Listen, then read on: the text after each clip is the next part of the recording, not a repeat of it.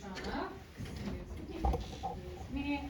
Hello, everyone. Good morning. Thank you all for coming in today. I'm so excited to see everybody here at the Heritage House. My name is Kathryn. I am the executive director here.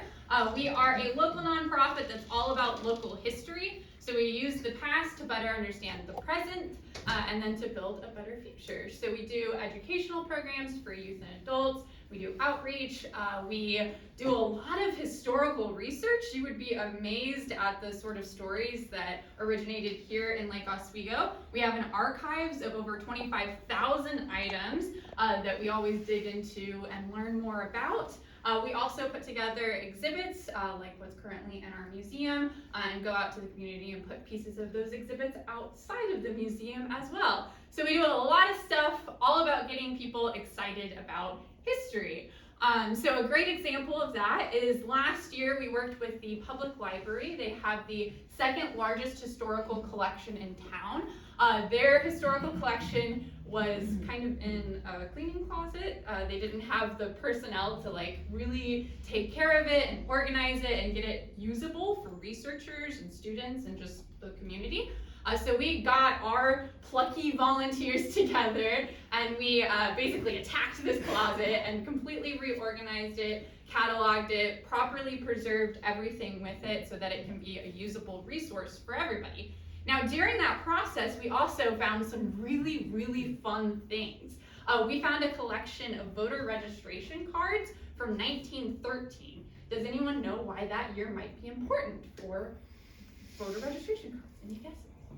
Something pretty big happened in Oregon in 1912. Yeah, women got the right to vote in 1912 in Oregon. So those 1913 registration cards were the first registration cards of women registering to vote in Lake Oswego. And those registration cards have some fun information on them.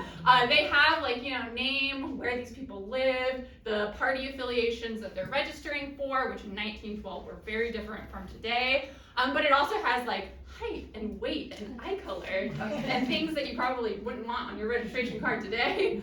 We also found some tally records of people literally counting the votes of who was running in Lake Oswego for city council, for different positions, who won. It's literally hand counts.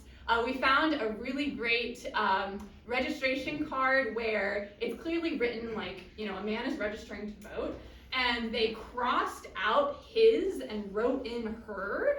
And you can just see the vindication of these ladies who finally had the right to vote, being yes, her registration, not his. And so through all of those resources, we were okay, we have to learn more about these people. Who were they? What were they doing? How were they organizing? And so we did a deep dive into a lot of the suffragists who lived here. Suffragettes is British term for women fighting to get the right to vote. Suffragists is American, which I learned during this process. And so we started pulling out these stories of a lot of women who otherwise would never have been really mentioned in history books. These aren't kings and generals. These are people organizing at a local level to better their community. And so we just started putting together these stories, which shaped our new exhibit, which is all about it's called The Side of Better Government, which was a quote from 1912 about suffragists getting the right to vote in Oregon. And it follows both voting rights and civic engagement through a local perspective. And so that's just one example. And using that, we also went out, we've done talks about it and getting people excited about it and tying into, obviously, the importance of voting today. So that's just one little example of things that we do here at the Heritage House, where we really work to make local history really relevant to people today, because it's the thing that's shaped our lives today. So if you know a little bit more about it, you're better situated to making informed decisions today. So that's us at the Heritage House. We do a lot of fun stuff. So if you have time at the end of this, feel free to walk through our museum. We're officially opening the new exhibit on Tuesday evening at 6 o'clock, so you're all invited to come. And if you're wow, I can't get enough of this stuff, I need to know more, you can also sign up for our newsletter on our front desk, and we'll send you a monthly little, here's what we're up to. So that's